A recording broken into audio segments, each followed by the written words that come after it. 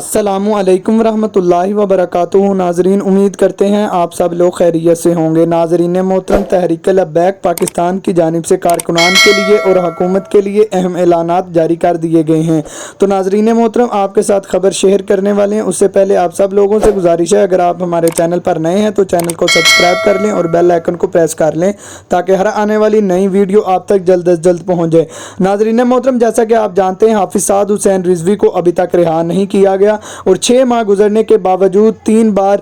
حافظ سعد حسین رضوی کے حق میں فیصلہ ہونے کے باوجود بھی حافظ سعد حسین رضوی کو رہا نہیں کیا گیا۔ تحریک لبیک پاکستان کی جانب سے پچھلے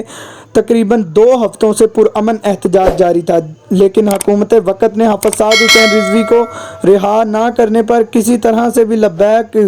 کے ساتھ کوئی بھی معاہدہ اور کوئی بھی کسی طرح سے مذاکرات نہ کیے۔ اس وقت جو ہے تحریک لبیک پاکستان نے مرکزی ریلی جیسے ہی تحریک لبیک پاکستان کے مرکز جامع مسجد رحمت للعالمین کے باہر پہنچی تو قائدین کی جانب سے اعلان کر دیا گیا۔ سید سرور شاہ بخاری تحریک لبیک پاکستان مجلس شورا کے اہم رکن کی جانب سے حافظ سعد حسین رضوی کی رہائی کا مطالبہ کرتے ہوئے